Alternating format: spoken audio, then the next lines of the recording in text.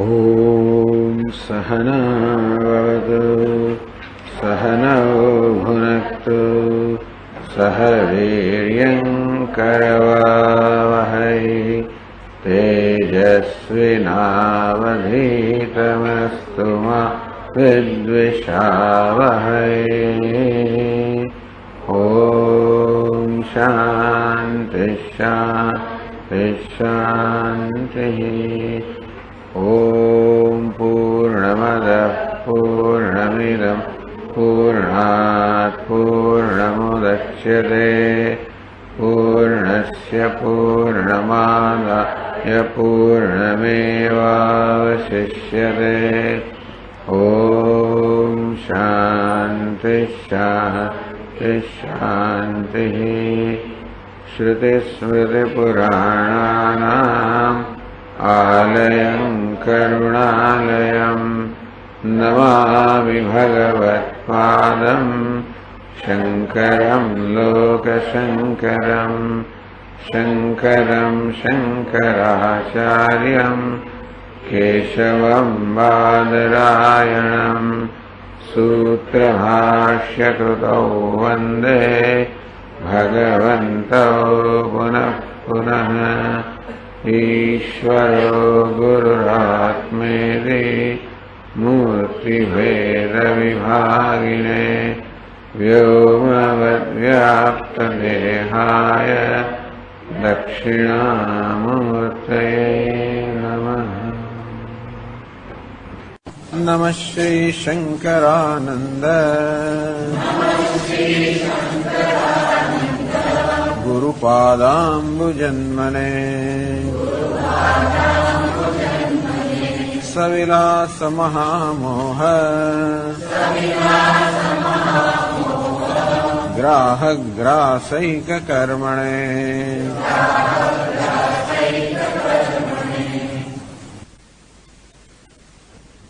प्रकृता निर्गुणोपास्तिरीर्यते विद्यैक्यात् सर्वशाखास्थान् गुणानत्रोपसंहरेत् आनन्दादेर्विधेयस्य गुणसङ्घस्य संहृतिः आनन्दादय इत्यस्मिन् सूत्रे व्यासेन वर्णिता अस्थूलादेर्निषेध्यस्य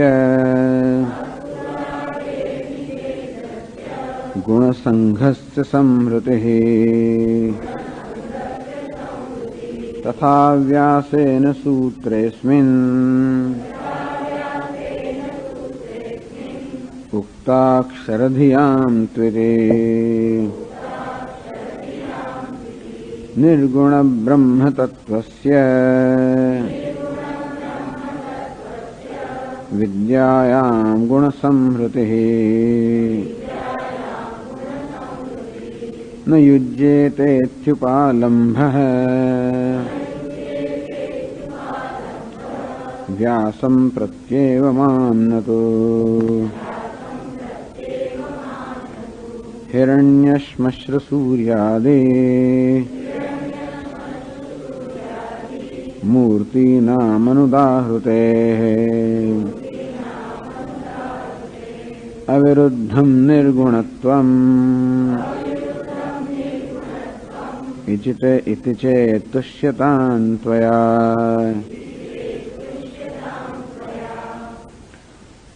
प्रकृता निर्गुणोपास्ति ईयते। तो निर्गुण उपासना जय चर्चा विषय है ये विषय में कहीशु। विद्यैक्यात् सर्वशाखास्थान गुणान अत्रोपसंहरे।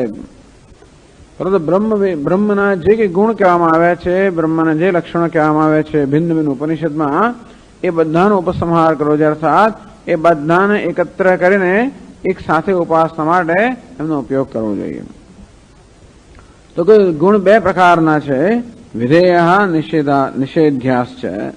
એક તો બ્રહ્મ શું છે એ રીતે બ્રહ્મનું નિરૂપણ કરવામાં આવતું હોય છે, અને બીજું બ્રહ્મ શું નથી એ રીતે પણ નિરૂપણ કરવામાં આવતું હોય છે.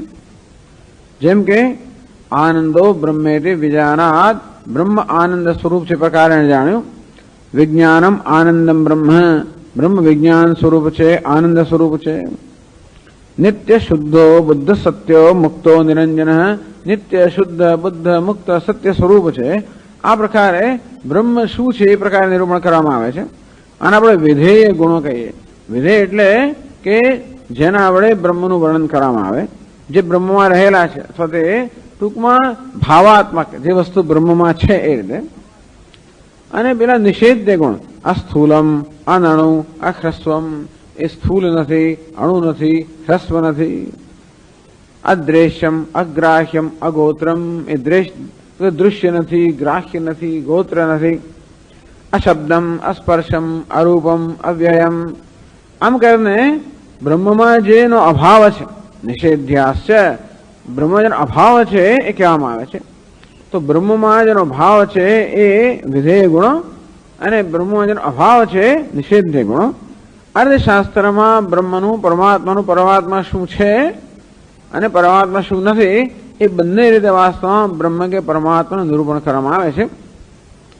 તો જે જગ્યાએ બ્રહ્મ વિશે જે કંઈ કહેવામાં આવ્યું કે બ્રહ્મ આ છે, નિત્ય છે, ક્યાં કે શુદ્ધ છે, ક્યાં કે બુદ્ધ છે, મુક્ત છે, આનંદ છે, વિજ્ઞાન છે, અનંત છે, આ બધાનો ઉપસંહાર, ટૂંકમાં આ બધાનો સંગ્રહ કરવો જોઈએ બ્રહ્મની ઉપાસના કરવા માટે. અથવા વળી શું નથી, દૃશ્ય નથી, ગ્રાહ્ય નથી, આમ એમ કરીને એ શું નથી એ બધાનો પણ સંગ્રહ કરવો જોઈએ એક સાથે બ્રહ્મની ઉપાસનામાં, બ્રહ્મનું ધ્યાન કરવા માટે. આ સિદ્ધાંત છે. બ્રહ્મસૂત્રમાં આ પ્રકારે સિદ્ધાંતનું નિરૂપણ કરવામાં આવ્યું છે ઉપાસનાના સંદર્ભમાં. કે જ્યારે ઉપાસના કે ધ્યાન કરતા હોય ત્યારે જો ધ્યાનનો એક જ વિષય હોય તો ઘણીવાર એવું થાય છે ને કે જુદા જુદા ઉપનિષદમાં એક જ ધ્યાન વિશે થોડી જુદી જુદી વિગતો આપવામાં આવી હોય. તો પ્રાણની ઉપાસના કરવાની હોય તો કોઈ જગ્યાએ અમુક વિગતો આપી હોય, ક્યાંક બીજી વિગતો આપી થોડી વધારે. તો જે બધી જગ્યાએ જુદી જુદી વિગતો આપી હોય એ બધાનો સંગ્રહ કરીને આપણે પ્રાણની કે હિરણ્ય ગર્ભની ઉપાસના કરવી જોઈએ. તે રીતે બ્રહ્મ વિશે પણ જુદા જુદા ઉપનિષદમાં જુદી જુદી વિગતો આપવામાં આવી હોય તો બ્રહ્મ એક જ હોવાને કારણે આ બધાનો ઉપસંગ એટલે સંહાર એટલે કે સંગ્રહ કરવો જોઈએ.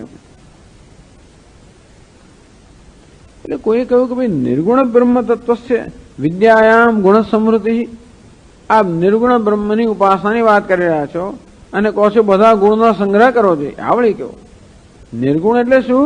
જે ગુણ વગરનું છે. એ નિર્ગુણ બ્રહ્મમાં બધી જગ્યાએ કહેલા ગુણ વિજ્ઞાન, આનંદ, અનંત, સત્ય, નિત્ય, શુદ્ધ, આ બધાનો સંગ્રહ કરવો જોઈએ. એ વળી કેવું નિર્ગુણ કોને કહેવાય? જે બધા ગુણ વગરનું છે. બધા ગુણથી રહિત જે છે એ બ્રહ્મની ના ધ્યાન કરવા માટે બધા ગુણનો સંગ્રહ કરવો જોઈએ. આ તો વિરુદ્ધ લાગે છે. નિર્ગુણ બ્રહ્મ તત્વસ્ય વિદ્યાયામ ગુણ સમૃદ્ધિ, આ નિર્ગુણ બ્રહ્મ તત્વની ઉપાસના કરવા માટે બધા ગુણોનો ઉપસંહાર કરવો ન યોજ્ય. આ તો કઈ યોગ્ય નથી લાગતું.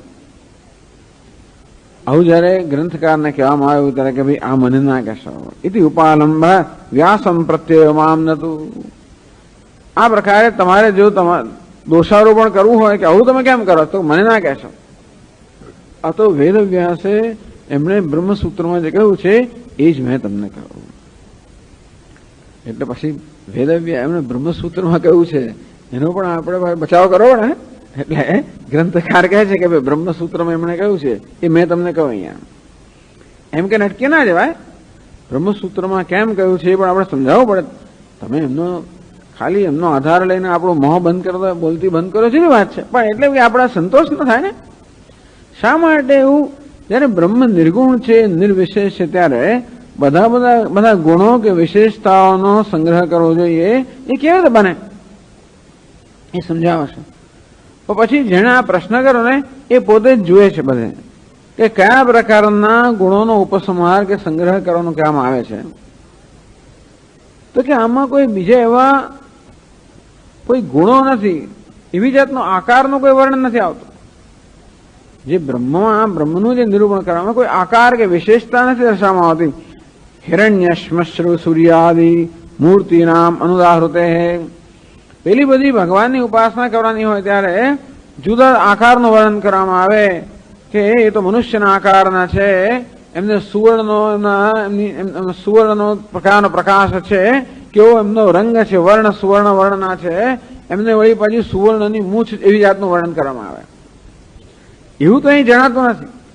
એનો અર્થ એ થયો કે આ બધા નિર્ગુણ બ્રહ્મના બધા જે વર્ણનો છે કે ગુણ છે એનો જ આપણે સંગ્રહ કરવાનો છે. માટે આમ એને સગુણતા તો પ્રદાન નથી કરતો. ત્યાં આપણે આવ્યા એટલે હવે આગળ કહે છે 72મા શ્લોકથી કે જે નનુ આનંદાદીનામ અસ્થૂલાદીનામ ચ ગુણાનામ ઉપાસ્ય તત્વે અંતઃ પ્રવેશ અભાવાદ. આમાં શું થાય છે, ખરેખર આપણે જોવા જઈએ ને જ્યારે બ્રહ્મનું નિરૂપણ જ્યારે કરવામાં આવે એને સત્યમ જ્ઞાનમ અનંતમ નિત્યમ શુદ્ધમ બુદ્ધમ મુક્તમ આ બધું કહેવામાં આવે તો પણ આપણે ગઈ વખતે ચર્ચા કરેલી કે ખરેખર આ શબ્દો કે બ્રહ્મનું વર્ણન કરતા નથી. આ બધા બ્રહ્મના વિશેષણો નથી, આ બધા બ્રહ્મના ગુણ નથી, આ બધા બ્રહ્મના લક્ષણ છે. અને ખરેખર સત્યમ જ્ઞાનમ અનંતમ એવું બધું કહીને પણ ખરેખર તો કશી ને કશી વસ્તુનો એ બ્રહ્મનો અભાવ જ બતાવે છે. સત્યમ કહીને કહે છે કે ભાઈ એ વિકારી નથી, મિથ્યા નથી, ખોટું નથી. જ્ઞાનમ કહીને એમ કહે છે કે જડ નથી. અનંત કહીને એમ કહે છે કે ભાઈ એમાં કોઈ મર્યાદા નથી. નિત્ય કહીને કહે છે કે એમાં કાળની મર્યાદા નથી. એમ કરીને ખરેખર તો નિત્ય શુદ્ધ બુદ્ધ મુક્ત આ પ્રકારે બ્રહ્મ શું છે એવી રીતે જયારે એનું નિરૂપણ કરવામાં આવે ત્યારે પણ ખરેખર તો અનિત્યતાનો અશુદ્ધતાનો આ બધાનો એમાં નિષેધ જ કરવામાં આવે છે. અને આ સ્થૂલમ અનણુ, સ્થૂલ નથી, અણુ નથી, દીર્ઘ નથી, હ્રસ્વ નથી એમ કરીને જ નથી કહેવામાં આવે જ છે. પણ જે છે એમ કહેવામાં પણ ખરેખર તો બ્રહ્મમાં કશાક ને કશાકનો નિષેધ જ કરવામાં આવે છે. ટૂંકમાં બ્રહ્મ વિશે કે પરમાત્મા વિશે કે ઈશ્વર વિશે આપણા મનમાં જે ખ્યાલ હોય એ ટૂંકમાં દરેકને ઈશ્વર વિશે કશો ખ્યાલ હોય કે ઈશ્વર આવો છે કોઈનો કોઈ પ્રકારનો આવો ખ્યાલ હોય. પરંતુ આ પરમાત્મા બધા જ ખ્યાલોથી રહિત કે ખ્યાલોથી પર હોવાને કારણે ખરેખર તો આ બધા શબ્દો આપણને આપણામાં રહેલા ખ્યાલને નો ત્યાગ જ કરવાનો કહે છે. એટલે કહે છે આનંદાદીનામ અસ્થૂલાદીનામ છે. આનંદ વગેરે જે વિધેય ગુણો છે અર્થાત બ્રહ્મમાં જેનું ભાવ છે, અસ્તિત્વ છે એવું કહેવામાં આવ્યું. અસ્થૂલાદીનામ અસ્થૂલ વગેરે બ્રહ્મમાં જેનો ભાવ કે અસ્તિત્વ નથી એ કહેવામાં આવ્યું નિષેધ્ય.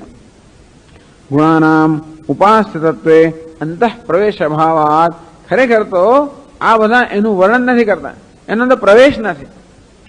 જો આપણે જયારે સગુણ બ્રહ્મની ઉપાસના કરવાની વાત થાય ત્યારે જે ગુણોનું વર્ણન હોય એ ગુણો બધા ઈશ્વરમાં રહેલા છે. એક શ્લોક કહ્યો ને આપણે જે સદા સવિતૃ મંડલ મધ્યવર્તી નારાયણ સરસજાસન સન્નિવિષ્ટ કે સૂર્ય મંડળમાં રહેલા ભગવાન નારાયણનું ધ્યાન કરવું જોઈએ. એ કમળના આસન પર વિરાજમાન છે.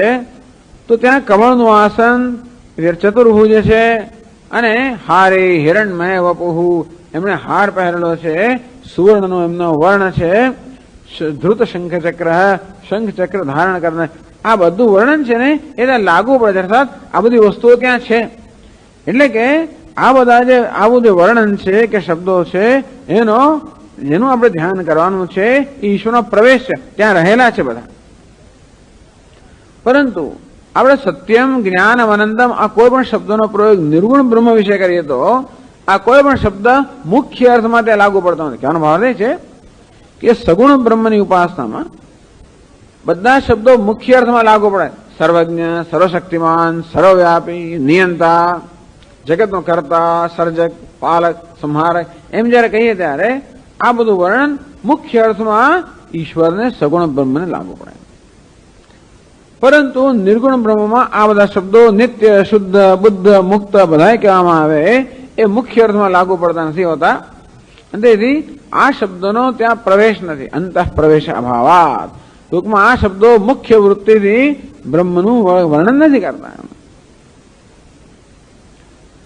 તદ્ગુણ વિશિષ્ટત્વેન કથમ ઉપાસ્યત્વમ, જ્યારે આ નિત્ય, શુદ્ધ, બુદ્ધ, મુક્ત આ બધા શબ્દો નિર્ગુણ બ્રહ્મનું વર્ણન ના કરતા હોય ત્યારે આ શબ્દોની મદદથી એનું ધ્યાન કેવું થાય? ધ્યાન કરવા માટે તમારે વર્ણન કરવું પડે ને. જેનું ધ્યાન કરવાનું હોય એનું આપણી સમક્ષ વર્ણન કરે, તો એ વર્ણનની મદદથી આપણે એ દેવતાનું કે જે ધ્યાનનો વિષય હોય એનું ધ્યાન કરી શકીએ. પણ તમે જે વર્ણન કરો છો એમાં તો કશું કશું નથી નથી એમ જ નક્કી થાય છે. તો અમારે નિર્ગુણ બ્રહ્મનું કેવી રીતે ધ્યાન કરવું? ઇતિહાસંકે તેષામ તત્વાંત પ્રવેશ અભાવે બી તેષામ લક્ષ્યકત્વ સંભવાત. તો હવે વેદાંત શાસ્ત્રમાં કહે છે કે આ બધા શબ્દોનો વાચ્યાર્થ તો મુખ્યાર્થ ભલે બ્રહ્મને લાગુ ના પડે પણ લક્ષ્યાર્થ આ બધા જે શબ્દો છે એ લક્ષણાવૃત્તિથી બ્રહ્મને આપણને નિર્દેશ કરે છે. શબ્દો નિર્દેશ કરતા લક્ષણાવૃત્તિથી બ્રહ્મને પાસે પહોંચાડે છે. તો આ બધા શબ્દોમાં નિર્ગુણ બ્રહ્મ પાસે પહોંચાડવાનું સામર્થ્ય છે. કઈ સામર્થ્ય છે? વાચ્યાર્થથી નહીં, મુખ્ય વૃત્તિથી નહીં, લક્ષણાવૃત્તિથી. તો આ નિર્ગુણ બ્રહ્મના જ્ઞાન માટે પણ લક્ષણાવૃત્તિનો આશ્રય લેવો પડે, અને તે રીતે નિર્ગુણ બ્રહ્મના ધ્યાન માટે પણ લક્ષણાવૃત્તિનો આશ્રય લેવો પડે. લક્ષ્યકત્વ સંભવાત, ટૂંકમાં આ બધા શબ્દો શાસ્ત્રમાં જે બધા શબ્દો દ્વારા બ્રહ્મનું નિરૂપણ કરવામાં આવે છે, બધા શબ્દોમાં લક્ષણાવૃત્તિથી બ્રહ્મને પહોંચાડવાની શક્તિ છે. આ શબ્દો આપણને લક્ષણાવૃત્તિથી બ્રહ્મને પહોંચાડી શકે. તૈહિ લક્ષિતમ બ્રહ્મોપાસ્યમ, અંતેથી એ રીતે બ્રહ્મની ઉપાસના થાય. એટલે કહે છે 72મા શ્લોકમાં, ગુણાનામ લક્ષ્યકત્વેન ન તત્વેનતઃ પ્રવેશનમ ઇતિ ચેદસ્ત્વેવમેવ બ્રહ્મ તત્વમુપાસ્યતામ.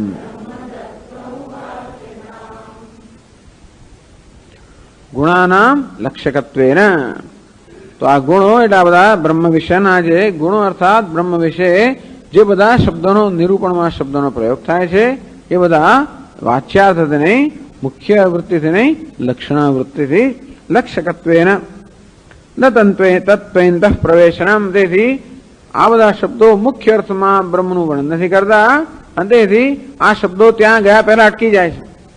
યતો વાચો નિવર્તન્તે અપ્રાપ્ય મનસા સહ, જેને પામ્યા વગર જ મન સહિત, ખ્યાલ સહિત શબ્દો પાછા ફરે છે. એટલે શબ્દો ત્યાં પહોંચી શકતા નથી, પણ આપણે પહોંચાડી શકે ખરા. આપણા મનને લક્ષણાવૃત્તિથી પહોંચાડી શકે. એ શબ્દ પોતે ત્યાં નથી પહોંચતો, પણ આપણે પહોંચાડી દે. ટૂંકમાં જેવી રીતે પેલો વાંસથી પેલો ઊંચે કૂદવા માંગતો હોય તો વાંસ એને છેક ના પહોંચાડે, લગભગ પહોંચાડે, પછી વાંસને છોડી દેવામાં આવે અને પછી જેમ કૂદી જાય તે બધા શબ્દો ત્યાંથી પહોંચે, શબ્દો છૂટી જાય અને પછી આપણે ત્યાં પહોંચીએ. આવી જાતની કંઈક કલ્પના છે. ટૂંકમાં આનું નામ લક્ષ્યાર્થ. એટલે કારણ કે આ શબ્દો પર આપણે શબ્દોના અર્થ વિચાર જ્યારે કરીએ ત્યારે આ શબ્દોનો મુખ્ય અર્થ પણ છૂટી જાય. આ બધા શબ્દો જે છે ને એ શબ્દોને આપણા રોજબરોજના વ્યવહારનો પ્રયોગ કરવાનો આવતો હોવાને કારણે આ દરેક શબ્દ આપણા મનમાં કશો ખ્યાલ જન્માવતો હોય છે. આપણે એને નિત્ય કહીએ ત્યારે પણ કંઈક ખ્યાલ જન્માવે.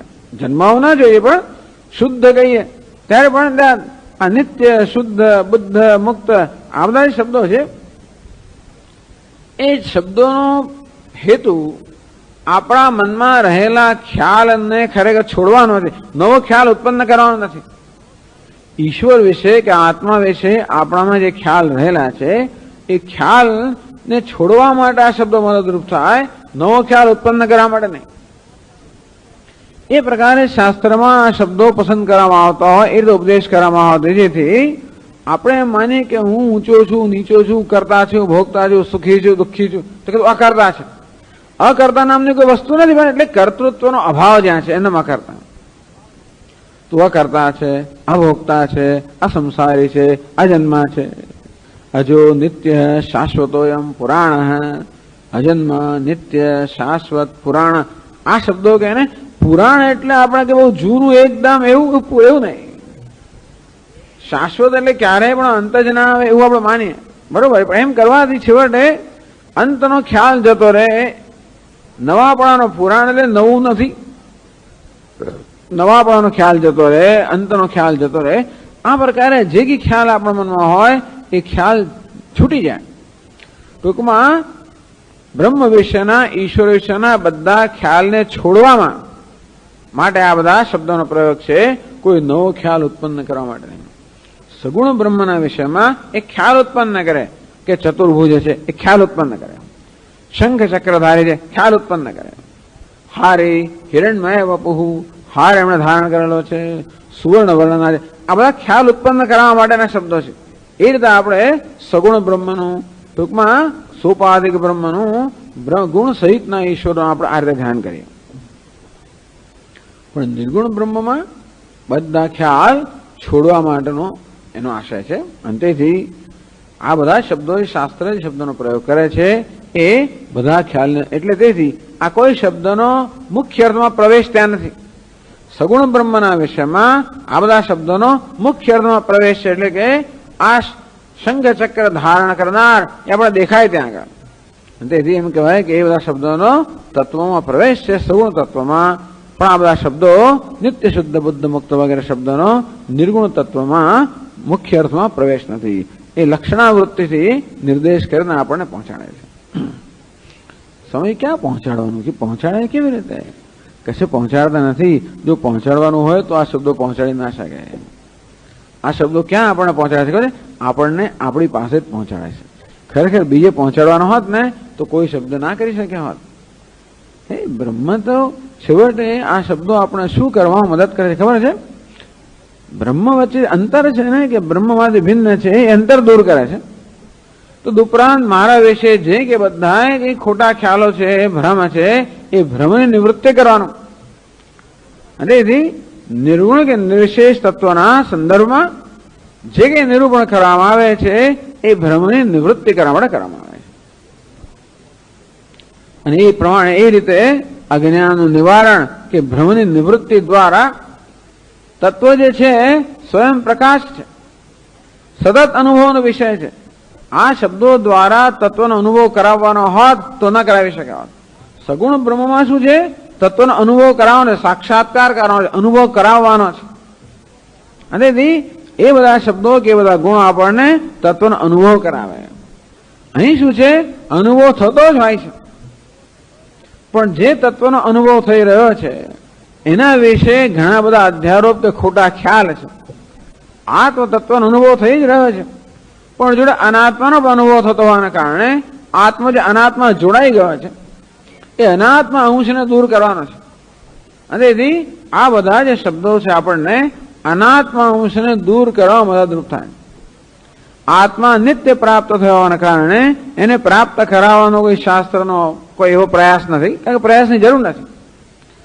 પરંતુ જે આત્મા નથી એને પણ આત્મા સાથે જોડી દેવામાં આવ્યું છે, એને વિવેક કરીને કેવી રીતે એમાંથી દૂર કરવું, બસ. એટલે ગભરાવો નહીં કે સ્વામી પહોંચાયા જ કે પહોંચેલા જ છીએ, પણ બીજું બધું પણ અંદર જે આપણે ઉમેરી દીધું છે એને કેમ દૂર કરવું? એટલે આ બધા શબ્દો આપણને જે બ્રહ્મ નથી, આપણે બ્રહ્મનો અનુભવ થાય જ છે, જોડે જે બ્રહ્મ નથી એનો પણ અનુભવ થાય છે આપણને. તેથી જે બ્રહ્મ નથી એ દૂર કરવામાં એને છોડવાનું, એને પકડી રાખીએ છીએ આપણે કે હું છું, હું છું, એને છોડવા માટે આ શબ્દો છે. એટલે પહોંચાડે છે એવો આપણે શબ્દ પ્રયોગ કરીએ, પણ જ્યાં નથી ત્યાં પહોંચાડે છે એવું નથી. જે છે એના સ્વામી બનાવે છે આપણને, એમ કહી શકાય. ટૂંકમાં બ્રહ્મનો અનુભવ સતત છે જ, આત્માનો સતત અનુભવ છે જ, આ હું નો સતત અનુભવ છે જ. પણ જોડે જોડે જે હું નથી એનો પણ અનુભવ છે. આ શરીર હું નથી, આપણે ઇન્દ્રિયો હું નથી,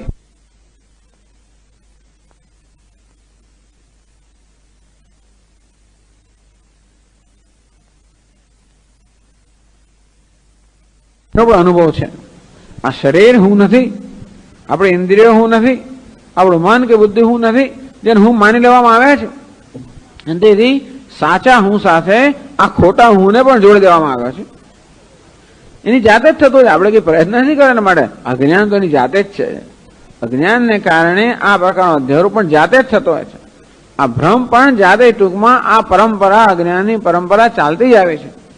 સ્વાભાવિક નૈસર્ગિકો એમ લોક વ્યવહાર અનાયત અહમ મમયથી, આ હું અને મારું આ પ્રકારનો નૈસર્ગિક સ્વાભાવિક એટલે કે એની જાતે જ ચાલતો આવતો આ બધો વ્યવહાર છે. અજ્ઞાનની જાતે જ ચાલતું આવે છે અને આ પ્રકારનો ભ્રમ પણ એની જાતે જ ચાલતો આવે છે. અને તેથી એને ભ્રમને ભ્રમ તરીકે જાણવો અને છોડવો, એ છોડવામાં આપણને મદદ થાય છે. વેદાંતની ભાષામાં કહેવાય કે લક્ષ્ય વાચ્યાર્થ નહીં, લક્ષ્યાર્થ, મુખ્ય વૃત્તિથી નહીં, લક્ષણાવૃત્તિથી. બરોબર છે. પણ છેવટે કહ્યું તે પ્રમાણે આ વસ્તુ આપણને જો બીજે ક્યાંય પહોંચાડવાની હોત તો ક્યારે ન પહોંચાડી શકે હોત. આ તો બ્રહ્મ ગમે આ છે ને, એટલા માટે સદધાતુને કરતા છે ગતિ. આપણે પહોંચાડે છે, ક્યાં પહોંચાડે? આપણને આપણે પોતાની પાસે પહોંચાડે છે. એટલે પછીના શ્લોકમાં તથા ઉપાસન પ્રકારમેવ દર્શયતિ, તથોપદ એ પ્રકારનો ઉપાસન પ્રકાર છે એ આપણને 73મા શ્લોકમાં બતાવે છે. આનંદાદિભિરસ્થૂલાદી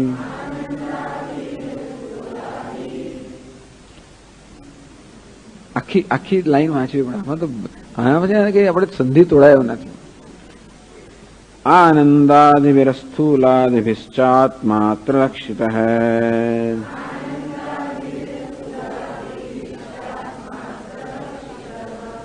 અખંડૈકરસસોહમ અસ્મીત્યેવમુપાસતે.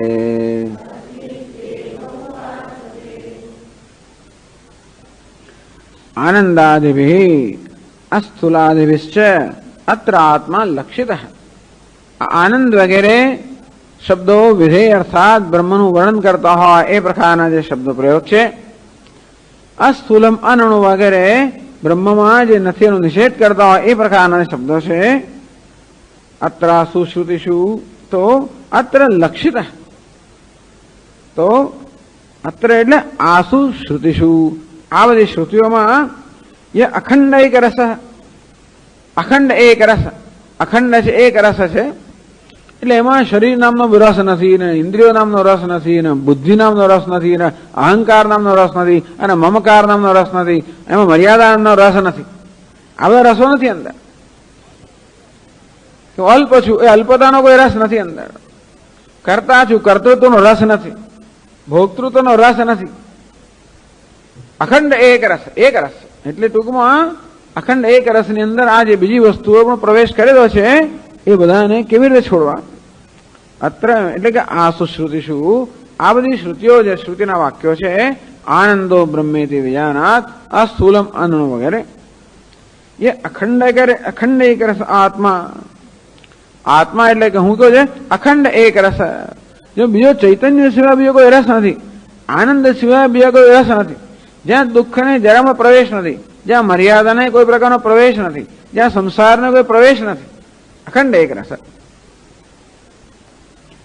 આત્મા આનંદાદિભિ અસ્થૂલાદિભિશ્ચ ગુણૈ લક્ષિતઃ. લક્ષણાવૃત્તિથી એનો નિર્દેશ કરવામાં આવે છે.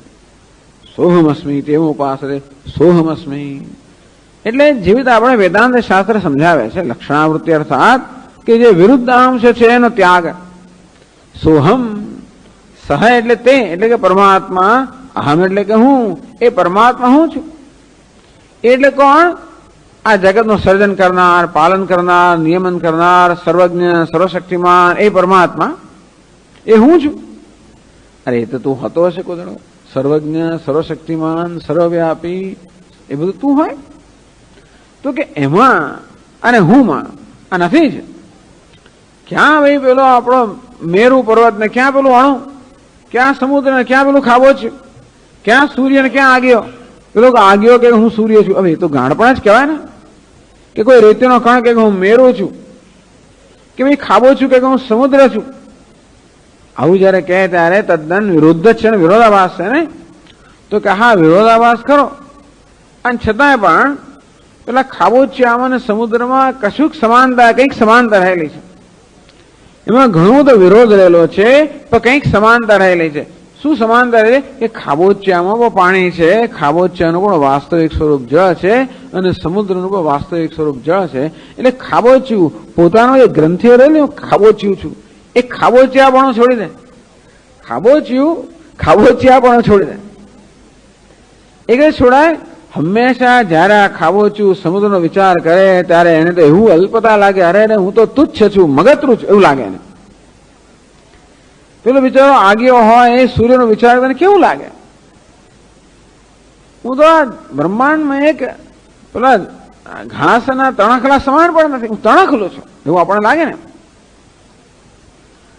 એમ કરનાર તણખલાપણું જે છે ને એનો જો ખાબોચિયાપણો ત્યાગ કરવામાં આવે અને ખાબોચિયાની અંદર માત્ર જે વસ્તુ છે એક જળ, એ જળ સાથે તાદાત્મ્ય કરવામાં આવે. ખાબોચિયું પોતાનો અહંભાવ પેલા બહારની જે એની સીમા છે એમાંથી ઉઠાવી લઈને જળ છે એની અંદર સ્થાપિત કરે. જેમ કે આ ઘટાકાશ, આ ઘટ નામની જે એની સીમા છે એમાંથી પોતાનો અહંભાવ ઉઠાવી લઈને જે આકાશ તત્વ છે એમાં અહંભાવ સ્થાપિત કરે તો એની બધી ગ્રંથિઓ દૂર થઈ જાય. ભિદ્યતે હૃદય ગ્રંથિ, બધી ગ્રંથિઓ દૂર થઈ. એમ શરીરમાં જે અહંભાવ છે એટલે શરીર દ્વારા મારી જાતે માપતો હોઉં છું. હંમેશા મારી જાતનું મૂલ્યાંકન શરીર દ્વારા કરતો હોઉં, ઇન્દ્રિયો દ્વારા કરતો હોઉં, મન દ્વારા કરતો હોઉં, બુદ્ધિ દ્વારા કરતો હોઉં, મારા જ્ઞાન દ્વારા કરતો હોઉં, મારી આ બધી વસ્તુ દ્વારા કરતો હોઉં. બીજી બધી સિદ્ધિઓ પ્રાપ્ત એ દ્વારા મારી જાતને હંમેશા માપ્યા કરતો હોઉં અને અમે ઊંઘો જ ઉતરતો હોઉં. એ રીતે મારી જાતને માપવાને બદલે મારામાં જે અખંડ એક રસ છે, આ બધી વસ્તુઓ કેવી છે? બદલાયા કરનારી છે, આગંતુક છે. એનો હંમેશા આકાર બદલાયા જ કરતો હોય. બુદ્ધિનો આકાર બદલાયા કરે, શરીરનો આકાર બદલાયા કરે, બધાનો આકાર બદલાયા જ કરે. અરે બધી સિદ્ધિઓ હોય, શક્તિઓ, એનો પણ આકાર બદલાયા કરે. એ બધામાં જેનો આકાર બદલાતો જ નથી. જે એકદમ વફાદાર છે, આ બધી વસ્તુ કેવી છે? વ્યભિચારી છે, અર્થાત વફાદાર નથી. હમણાં છે અને પછી નથી. અરે જાગ્રતમાં છે ને સ્વપ્નમાં નથી. જાગ્રતમાં કરોડપતિ માણસ પણ સ્વપ્નમાં બિચારો ભીખ માંગતો બની શકે? ત્યાં ક્યાં ગયા તારે કરોડ રૂપિયા? એ જાગ્રત અવસ્થામાં છે, અહીં નથી ઉપલબ્ધ. અર્થાત એ કેવા છે? બધા વફાદાર નથી. એવો શબ્દ વાપરવો હોય તો વ્યભિચારી, બેવફા એટલે વફાદાર નથી. આ તો સંસ્કૃત શબ્દ આવા બધી જાત જાતના શબ્દો વાપરવા મને ગમતા જ નથી ખરેખર, પણ છતાં તમને પહોંચાડું કે વ્યભિચાર, આ વ્યભિચારી અર્થાત હંમેશા એટલે વિશ્વસનીય, જે ક્યારેય પણ મને દગો ના કરે. એવું શું છે? એ હું ની અંદર એવું શું છે? એટલે બસ હું છું, આ છું વસ્તુ હંમેશા મારી સાથે જો ગમે તેવો હોઉં, જ્યાં પણ હોઉં, ગમે તે કરતો હોઉં, હું છું, હું ભાસું છું. અહમ અસ્મિ સદા ભામી કદાચિન નાહમ અપ્રિય. હું છું, સદા ભાસું છું, ક્યારે મારી જાતને અપ્રિય નથી. આ બહુ મોટી મૂડી છે, એનો આપણે વિષાદ નથી ને. આપણે બીજા બધાને મૂલ્યવાન ગણતા હોવાને કારણે આ જે મૂડી છે ને એનો આપણને કોઈ હિસાબ જ નથી. હું કેટલો શક્તિશાળી છું, કઈ પદવી પર છું, આ બધી વસ્તુઓ મૂલ્યવાન હોવાને કારણે હું છું એ મહત્વનું રહ્યું નથી ને. હું ધનવાન છું, પ્રતિષ્ઠાવાન છું, સત્તાવાન છું, એ પેલા ગુણો મહત્વના હોવાને કારણે આ હું છું એનું કોઈ મહત્વ રહ્યું જ નથી. એટલા જ માટે ઈશ્વર સર્વજ્ઞ, સર્વશક્તિમાન એટલે આપણને તો એકદમ જ અલ્પતા લાગે છે કોઈ પણ દ્વારા. એટલે કહે છે કે અખંડ એક રસ છું, અહમ અસ્મિ સદા ભામી કદાચિત નાહમ અપ્રિય. હું છું, સદા ભાસું છું, હંમેશા પ્રિય છું. હોવાપણું, ભાસવાપણું, પ્રિયપણું એ કેવું છે? એ ક્યારેય પણ એનાથી એનો ક્યારેય વિયોગ નથી. વસ્તુથી હું ક્યારેય વિયુક્ત નથી, હંમેશા જોડાયેલો છું. જે વસ્તુ હંમેશા જોડાયેલી હોય એ જે સ્વરૂપ હોય, જે હંમેશા જોડાયેલી ના હોય એ સ્વરૂપ ના હોય. આમ સોનાનો આકાર હોય, બંગડી હોય, બંગડી પણ કેવું છે? હંમેશા જોડાયેલું નથી. વળી આપણે એને ઓગાળીએ અને બીજું કઈ બનાવે તો બુટ્ટી થઈ જાય કે બીજું કંઠી થઈ જાય. તેથી એનું નામ રૂપ કેવું છે? સતત જોડાયેલું નથી. સોનું, સોનું, સોનું એ જ વસ્તુ કેવી છે? ક્યારે પણ ત્યાગ ના કરે, ક્યારે પણ દગો ના દે, ક્યારે છોડી ના જતી રે. એ જ મહત્વનું છે, એ બહુ મહત્વનું છે. પરંતુ જે મહત્વનું નથી એને સતત આપણે એટલું મહત્વ આપતા આવ્યા છે જીવનની અંદર, અને એમાં આપણો વાંક નથી. એ પણ ચાલતી ચલી આવે, શું કહે છે એને, ચાલતું આવ્યું છે. એ પણ આગે છે ચલી આતી છે, એવું છે. આ પણ એટલે પૂર્વ ચાલતું જ આવ્યું છે. આ બધું આમ વિશેષતાને મહત્વ આપવું, ગુણોને મહત્વ આપવું, અને એ દ્વારા દુઃખી થવું. દુઃખી થવાનું એ એક જ કારણ છે, એ દ્વારા દુઃખી થવું.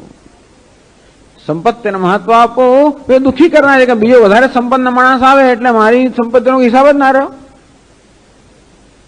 લોકો મોટા મોટા મહેલ જેટલા મકાન બાંધતા હોય છે, દેખાવ કેવો, પેલા 2 જણ તો અંદર ઘરમાં રહે છે ને 35 રૂમ શેને બનાવે છે? બસ મોટો કેસલ, કિલ્લો બનાવે મોટો, દેખાય. રાત્રે પછી લાઈટો બધી કરે, જાત જાતનું કે આહા, ચોરોની ત્યાં જ નજર જાય, પછી એ પાછું જુદી વસ્તુ છે. આ રીતે બીજી વસ્તુ દ્વારા મારી જાતને મોટો બનાવવા માંગુ છું, બીજી વસ્તુ દ્વારા મારી જાતને મૂલ્યવાન બનાવવા માંગુ છું. આખી એક એવી પ્રવૃત્તિ જ વિપરીત છે ને, એને કારણે મારી જે મહાનતા છે, મારું મૂલ્ય છે, એને હું ક્યારે પણ એની હું નોંધ લેતો નથી, અથવા તો એનો આદર કરતો નથી. મારી જાતનો આદર, બીજી બધી વસ્તુનો આદર એટલો વધી ગયો છે કે મારી જાતનો અનાદર થઈ રહ્યો છે. વેદાંત શાસ્ત્ર આટલું જ કહે છે, ભાઈ પોતાનો આદર કરતા શીખો, પોતે આદરણીય છે એ સમજવું જોઈએ આપણે. હું આદરણીય છું, રિસ્પેક્ટેબલ. હું ક્યાં આદરણીય સ્વામી? કોઈ મને પૂછતું નથી. કોને નથી પૂછતું? આ શરીરને કોઈ નથી પૂછતું, બુદ્ધિને કોઈ નથી પૂછતું, મારા ડાપણને કોઈ પૂછતું નથી. ભલે એ હશે, એમાં કેવું પૂછવા યોગ્ય નહીં હોય, શક્ય છે. પરંતુ તું જે છે, આ બધા તો બધા ઉપાધિના ગુણો છે. એટલે આપણે જયારે નિષેધ છે કે લક્ષણાવૃત્તિ એટલે શું? નિષેધ કરવાનો એટલે જે હું નથી એનો ત્યાગ કરવાનો, છોડી દેવાનો. આ બધી જે મિથ્યા વસ્તુ સાથે એટલી આસક્તિ છે, એટલું જોડાણ છે, એને છોડવું. આ આપણને શીખવાડે છે. ત્યાગ એને કે અમૃતત્વ માનસું. આ ત્યાગથી, આ પ્રકારના ત્યાગથી અમૃતત્વને પ્રાપ્ત કરે. ટૂંકમાં આ મર્ત્યત્વના ત્યાગથી. મર્ત્યત્વ એટલે હું મર્ત્ય છું, મરણના અધીન છું. એ એવું નથી કે આપણે મૃત્યુનો ત્યાગ કરવાનો છે. હું મર્ત્ય છું ખ્યાલનો જ ત્યાગ કરવાનો છે. મૃત્યુ અંદર આવી ગયો તો બહુ મુશ્કેલી કરી નાખી હતો એને, એવું નથી. હું મૃત્યુને અધીન છું એ ખ્યાલનો ત્યાગ કરવાનો છે. મૃત્યુ મારામાં આવી ગયું હોત તો મને પસંદ હોત નહીં. તો આ પ્રકારે જે ભ્રમ સેવાય છે, બધા ભ્રમનો ખ્યાલનો વિરુદ્ધાંશ પરિત્યાગે, ખાબોચિયા અને સમુદ્રમાં વિરુદ્ધ અંશ કયો? એમનો આકાર, એમની વ્યાપકતા. ખાબોચિયાની વ્યાપકતા તો તદ્દન અલ્પ, સમુદ્રની વ્યાપકતા મહાન. એવું છે એ પ્રકારનો બંને વચ્ચે વિરોધ ઘણો છે. પરંતુ એ વિરુદ્ધ અંશનો ત્યાગ અને જે બંનેનો અવિરુદ્ધાંશ. અવિરુદ્ધાંશ કયો? જળ. બસ એટલું ગ્રહણ કરવાનું. આપણામાં અને દુનિયામાં વચ્ચે અવિરુદ્ધ અંશ કયો? છું, હાસું છું, પ્રિય છું. અવિરુદ્ધ અંશ. સોહમ, સહ એટલે પરમાત્મા. ભલે સર્વજ્ઞ, સર્વશક્તિમાન, સર્વવ્યાપક છે, ભાષે છે, પ્રિય છે, એટલો અંશ. અને મારા છું, ભાસું છું, પ્રિય છું. બ્રહ્મૈવામત સિદ્ધમ સચ્ચિદાનંદ લક્ષણમ અહમસ્મી સદા ભામી કદાચિન્નાહમ પ્રિય. અરે ત્યાં ગ્રંથકાર કહે છે, અદ્વૈત મકરંદ લક્ષ્મીધર કવિ તો કહે છે, હું છું, ભાસું છું, સદા પ્રિય છું. બસ નક્કી થયું કે હું બ્રહ્મ છું. બ્રહ્મૈવામત સિદ્ધમ સચ્ચિદાનંદ લક્ષણમ. મારે સિદ્ધ થઈ ગયું કે હું સચ્ચિદાનંદ લક્ષણ બ્રહ્મ છું. આનું નામ જ વૈરાગ્ય. આ બધા મિથ્યા વસ્તુને છોડવાનું એનું નામ જ વૈરાગ્ય. સોહમસ્મી એવું ઉપાસતે, સહ અહમસ્મી તે હું છું. આ પ્રકારે કે અખંડ એક રસ. આ જે બધા ખંડ છે, અનેકતા છે, એ બધાને છોડવું ને અખંડ એક રસ. આ હું કેવો છે? અખંડ. એમાં ક્યારેય ખંડ નથી થતો. કરતા ભોગતા સુખી દુઃખી બધા ખંડ ખંડ છે. કરતા તો ભોગતા ન હોય, ભોગતા તો સુખી ન હોય, એ કહેવાય ખંડ છે. અનેક રસ્તા છે ને, સુખી દુઃખી રસ પણ અનેક છે બધા. અખંડ એક રસ. આ બધામાં અખંડ કયો છે? હું હું હું હું. આ કેવું હું? તમારાથી જુદું હું નહીં, આપણે એનો હું પાછું છોડી દેવાનો, આ હું ને છોડી દેવાનો છે. આ હું એટલે પાછું તું નહીં એવો હું નહીં, આ તું ને હું પાછો વિરુદ્ધ અંશ છોડી દેવાનો. તું પણ હું પણ જે આપણને જુદા એ પણ છોડી દેવાનો. વિરુદ્ધ અંશનો ત્યાગ. હું એટલે એવો હું નહીં જે તું કરતા વિરુદ્ધ હોય. આ વિરુદ્ધ અંશ જે કશાનો વિરોધી જ નથી એવો અંશ. આપણો શું છે? કશાનો વિરોધી ન હોય. સ્વામીજી તો અમેરિકન છે, હું ભારતીય છું, વિરુદ્ધ અંશ. એ સ્ત્રી છે, હું પુરુષ છું, વિરુદ્ધ અંશ. એ ઊંચો છે, હું નીચો છું, વિરુદ્ધ અંશ. એ ધનવાન છે, હું ગરીબ છું, વિરુદ્ધ અંશ. વિરુદ્ધ અંશ છોડી દેવાનો. એ હું નથી, હું નથી, હું નથી. અવિરુદ્ધ અંશ છું એ ચૈતન્ય છે. હું ચૈતન્ય છું, એ અસ્તિત્વમાં છે, મારું અસ્તિત્વ છે. આ પ્રકારે અવિરુદ્ધ અંશ છે. હું આપણો વ્યવહારમાં આવી જાય તો શું થાય? કોઈ દિવસ કશો વિરોધ થાય જ નહીં. હું ધારો કે આપણે જેટલે અંશ એવું આવે ત્યાં કશો વિરોધ રહે જ નહીં. અવિરુદ્ધ અંશ મિથ્યા, વિરુદ્ધ અંશ મિથ્યા. વિરુદ્ધ એટલે જ મિથ્યા, અવિરુદ્ધ એટલે સત્ય. આમ જે વસ્તુ એકબીજાને જુદી પાડે મિથ્યા, જે વસ્તુ એકબીજાને સમાન દેખાડે સત્ય. સોહમ આ પ્રકારે સહાય એટલે જે કોઈ હોય તે, સહાય એટલે ઈશ્વર, પણ જે કઈ એમાં જે અવિરુદ્ધ અંશ છે, અખંડ એક રસ, અખંડ એક રસ છે એવું છું. ઇતિ આનંદાદેવી અસ્તુરાદેવિશ્ચ ગુણૈ લક્ષિત સોહમસ્મી તેવ ઉપાસતે. આ પ્રકારે એ હું છું એ ઉપાસના કરે છે. મુમુક્ષવ ઇતિ શેષ. મુમુક્ષુઓ આ પ્રકારે ઉપાસના કરે છે. બસ પતી ગયું. આટલું ઉપાસનાનું કહી દીધું. એની પહેલા 1000 શ્લોકો કયા છે ને માટે આટલું સમજીએ એટલા માટે. હવે પછી બધા અનેક શ્લોકો ક્યાં છે પાછા આટલું સમજીએ માટે. નનુ એવમ સતી વિદ્યોપાસનયો કુતો ભેદ. આપ તો જે વર્ણન કરો છો જ્ઞાનનું વર્ણન કરતા લાગો છો. આમાં જ્ઞાનમાં ઉપાસનામાં ભેદ શું થયો? હમણાં જે આપણે પ્રવચન આપ્યું સ્વામીજી ઉપાસના સંદર્ભમાં, એ જ પ્રવચન આપ જ્ઞાનના સંદર્ભમાં આપો છો. તમે આ જ કહ્યું જ્ઞાન માટે, તો ઉપાસનામાં એટલે કે ધ્યાનમાં અને જ્ઞાનમાં ફેર શું થયો? એવમ સતી વિદ્યા ઉપાસનયો કુતો ભેદ. આમ જયારે હોય ત્યારે વિદ્યાની ઉપાસના જ્ઞાનની ઉપાસનામાં શું ભેદ છે? ઇતિ આશંક્ય. આ પ્રકારની શંકા હોય તો વસ્તુતંત્ર કર્તૃતંત્રત્વાભ્યામ ભેદ ઇત્યાહ. જ્ઞાન વસ્તુતંત્ર છે અને ધ્યાન પુરુષતંત્ર છે. ધ્યાન એક માનસિક કર્મ છે અને જ્ઞાન શું છે? એની જાતે થનારું છે. પ્રમાણ વસ્તુતંત્રમ જ્ઞાનમ. પ્રમાણ અને વસ્તુ. વસ્તુ એટલે જ્ઞાનનો પદાર્થ. આ જ્ઞાનનો પદાર્થ હોય અને જાણવા માટે આંખો જ એને પ્રમાણ કહેવાય.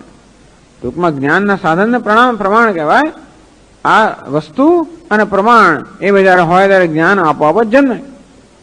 ટૂંકમાં પદાર્થ હોય અને મારી આંખોનો એની સાથે સંપર્ક થાય ત્યારે આપોઆપ જ આ જે પદાર્થ છે એનું જ્ઞાન થાય. કેસરી રંગ છે, બસ કેસરી રંગનું જ્ઞાન થાય. એમાં મારે કશું કરવાનું હોતું નથી. જ્ઞાનમાં આપણે કશું કરવાનું હોતું નથી. આ કેસરી રંગનો પદાર્થ છે, તો આ પદાર્થ હોય અને એનાથી જેનાથી એનું જ્ઞાન થાય એ ચક્ષુ આપણા હોય, એનો સંપર્ક થાય એટલે કેસરી રંગનું જ્ઞાન આપોઆપ જ થાય. એમાં પુરુષ એટલે કે જે હું છું વ્યક્તિ છે, એ વ્યક્તિનો કોઈ ભાગ હોતો નથી. એ વ્યક્તિએ કશું કરવાનું નથી. ટૂંકમાં આપણામાં જયારે જ્ઞાન વૃત્તિ જન્મે કે ઘટ છે એમ ઘટાકાર વૃત્તિ જન્મે, એ જન્માવનાર કોણ છે? આ ઘટ અને ચક્ષુ બે ભેગા મળીને આપણામાં ઘટાકાર વૃત્તિ જન્માવે. મારે જન્માવી હોય કે ન જન્માવી હોય. ટૂંકમાં મારો કોઈ સંકલ્પ, મારો કોઈ પ્રયત્ન એમાં રહેલો નથી કે મને કોઈ વિકલ્પ પણ નથી. જ્ઞાન જન્મે કે ન જન્મે એમાં આમ જ્ઞાન જન્મતું હોય છે. એનો નિર્ણય થાય છે વસ્તુ અને પ્રમાણથી. જેમ કે અત્યારે તમે ઈચ્છો કે ન ઈચ્છો, તમારા શબ્દો તમારા કાને પડે એટલે સંભળાય જ. આ ધ્વનિ એ શબ્દોનો અર્થ ના સમજે. જ્ઞાન કોને કહેવાય? આ ધ્વનિનું આપણે જ્ઞાન થયું. બસ પ્રત્યય જેને કોગ્નિશન અંગ્રેજીમાં કહેવાય. ટૂંકમાં અથવા આ પ્રકારે એટલે સ્વામી જે તકીઓ છે એવી એ પછી ઓળખાણ પછી આવે. પહેલા શું થાય? બસ આ કેસરી રંગ છે, આ તો ગઈકાલવાળો જ ઘડો છે એ ઓળખાણ પછી આવે. પણ આપણને આકારનો રંગનું જ્ઞાન થાય ચક્ષુ દ્વારા. તેવી રીતે આ શબ્દો કાને પડે, તમારી કર્ણેન્દ્રિય અને આ ધ્વનિ બેનો સંયોગ થાય એટલે આપોઆપ જ મનમાં આ શબ્દની આકારની વૃત્તિ જાગૃત થઈ જાય. તમારે જોઈએ કે ના જોઈએ. મેં કહ્યું ને, ઘણા વર્ષો પહેલા, બહુ નાનો ત્યારે અમારા કાકા સામે એક સિનેમા જોવા લઈ ગયા અને હિન્દી ભાષામાં હતું. ત્યારે કે બહુ હિન્દી આપણે સમજ પડે, પણ એવી ઝડપથી લોકો હિન્દી બોલે, મને કશું સમજ જ ના પડે. એટલે આરામ આંખો મીચાય, હું એવા જોરથી પછી વાગે એટલે પાછું જાગી જવું, વળી પાછું મૂકી જવું, પાછું જાગી જવું. એવા જોરથી પેલા અંદર બોલે ને કઈ સંગીત અંદર આવે ને કઈ, એટલે પછી મને જગાય દે. મને ઈચ્છા હોય કે ના હોય તો પણ એ વસ્તુ પડે અને મને ક્યારે પૂરું થશે અને ત્યારે એવું થાય. એટલે આ બધું જ્ઞાનમાં શું છે? આપણો એમાં કોઈ જાતનો સંકલ્પ નથી આવતો, સ્વતંત્રતા નથી આવતી. આગળ આવશે. જ્યારે ઉપાસના, મારે ધ્યાન જ્યારે કરવું હોય ત્યારે મારો પ્રયત્નમાં રહેલો હોય, ધ્યાનનો કોઈ વિષય મારી સમક્ષ ના હોય, પણ કલ્પના. ધ્યાનમાં શું છે? ભાવના રહેલી છે. એટલે જ્યારે આ ઘડાનું ધ્યાન કરતો હોઉં ધારો કે, તો ત્યાં ઘડો નથી હોતો, મારા મનમાં ઘડાની કલ્પના કરું. ધ્યાનમાં શું રહેલું છે? કલ્પના રહેલી છે અથવા ભાવના રહેલી છે. આ તો એક ઘડો છે, એમાં હું ભગવાનનું દર્શન કરું. ઘડામાં ધારો કે શાલિગ્રામ હોય, ભગવાન નારાયણનું ધ્યાન કરતો હોઉં ત્યારે શાલિગ્રામમાં નારાયણની ભાવના રહેલી છે. એટલે ક્યારેક આપણે કોઈ પ્રતીકનો ઉપયોગ કરીએ એ દ્વારા આપણે ધ્યાન કરતા હોઈએ તો એના પર ભાવના રહેલી છે. એટલે હું જોઉં છું શાલિગ્રામ અને મનમાં શેની ભાવના કરું છું? ચતુર્ભુજ નારાયણની. મારી કલ્પના રહેલી છે, એ ભાવનાથી કલ્પના. તો ધ્યાનમાં શું છે? કલ્પના છે, અધ્યારોપ છે. જે નથી એનો આરોપ કરવાનો છે. કોણ કરે છે? જે ધ્યાતા છે તે કરે છે.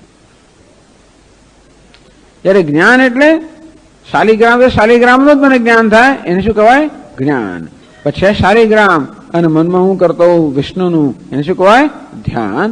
એ ધ્યાનમાં મારો પ્રયત્ન રહેલો છે, જ્ઞાનમાં મારો કોઈ પ્રયત્ન રહેલો નથી.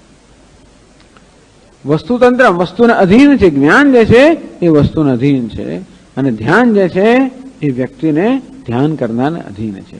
આટલો ફેર છે જ્ઞાનની ઉપાસનામાં, આટલો ફેર છે. એ કહે છે 74મા શ્લોકમાં, બોધોપાસ્ત્યોર્વિશેષઃ કઃ ઇતિ ચેદુચ્યતે શૃણુ વસ્તુતંત્રો ભવેદ બોધઃ કર્તુતંત્રમુપાસનમ. બોધોપાસ્ત્યો વિશેષઃ કઃ. બોધોપાસ્ત્યો, બોધ અને ઉપાસ્ય એટલે ઉપાસના વચ્ચે વિશેષ કઃ, શું વિશેષ, શું ફેર છે?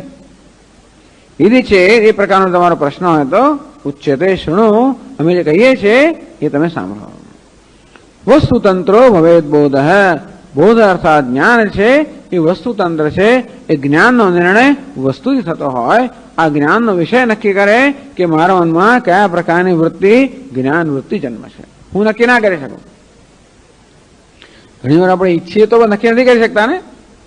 આપણે રસ્તાથી પસાર થઈને એક દુર્ગંધ આવતી, આપણે ઈચ્છે કે સુગંધ આવે, પણ ના, દુર્ગંધ જ આવે. એ વસ્તુ નક્કી કરે કે મારામાં કયા પ્રકારનું જ્ઞાન થશે. બરાબર ને? દુર્ગંધ આવે છે ભાઈ, આ નવરાત્રી આવે ત્યારે આપણે શું ઈચ્છે કે ભાઈ આ બધું ના થાય, બરાબર? ઘોંઘાટ થતો હોય, આપણે શું ઈચ્છે? આ અવાજ કાંઈ ના. એટલે આ ટૂંકમાં આ ભલે ઘોંઘાટ થાય, મને ના સંભળાય, પણ સંભળાય જ.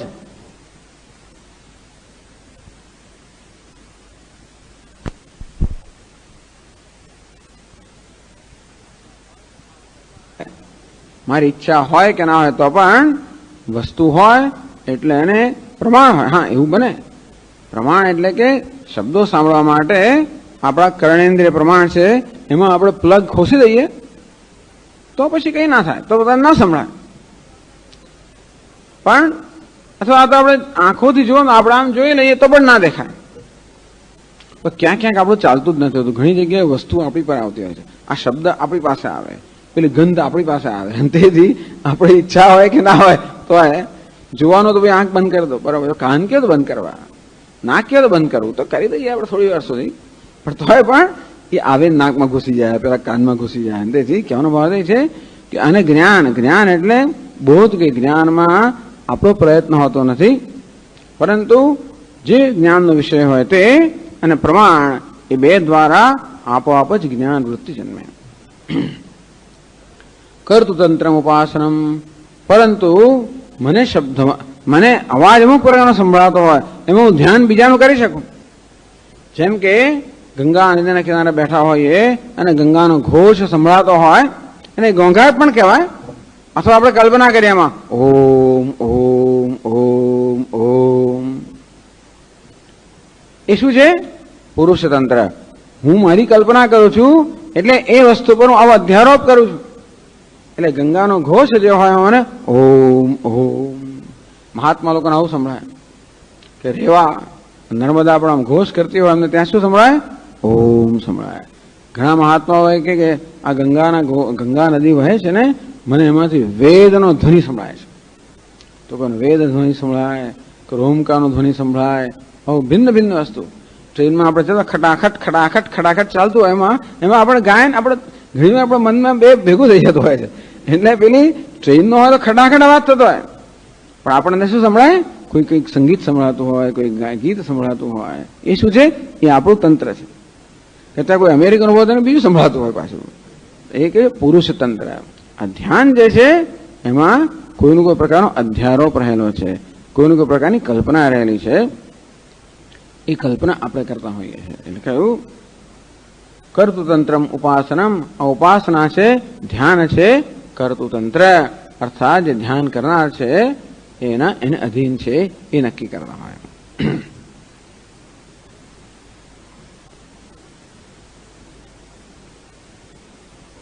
એ વસ્તુ 75મા શ્લોકમાં કહે છે આગળ. ધ્યાન અને જ્ઞાન આ બે વચ્ચેની વિલક્ષણતા, વચ્ચેનો ભેદ રહ્યો છે એ સમજાવવા માટે કહે છે એની પછીના શ્લોકમાં વિચારા જાયતે બોધ અનિચ્છાયમ ન નિવર્તયેદ સોત્પત્તિ માત્રાત સંસારે દહત્યખિલ સત્યતામ. વિચારાત જાયતે બોધ હૈ. તો જ્ઞાન ક્યારે ઉત્પન્ન થાય? વિચારાત જાયતે જ્ઞાનમ બોધ હૈ. બોધ એટલે કે આપણે જ્ઞાન, બ્રહ્મનું જ્ઞાન. એ તો શબ્દો પર આપણે શાસ્ત્રના વાક્યો વિચાર કરીએ કે શાસ્ત્રના વાક્યો શું અર્થ થાય, એ એમના તાત્પર્યનો આપણે વિચાર જયારે કરીએ ત્યારે આપણને એનું તાત્પર્યનું જ્ઞાન થાય. વિચારાત વસ્તુ તત્વ વિચારાત બોધ જાયતે.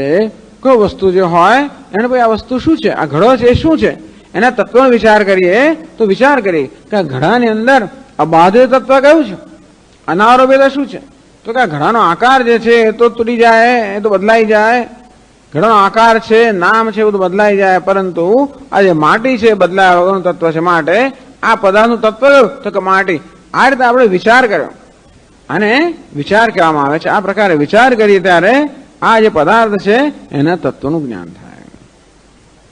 અનિચ્છા એમ નિવર્ત. એ પછી જયારે જયારે જોઉં ત્યારે મને માટી જ દેખાય. એકવાર મારા મનમાં આ સમજ પડી ગઈ કે આ કુલડી જે છે ઘડો જે માટી જ છે, ત્યારે એને જોયું એટલે આપોઆપ મારા મનમાં માટીનો જ ખ્યાલ જન્મે. માટી અનિચ્છા એમ નિવર્ત. મારી ઈચ્છા હોય કે ન હોય તો પણ એનું નિવારણ ન થઈ શકે.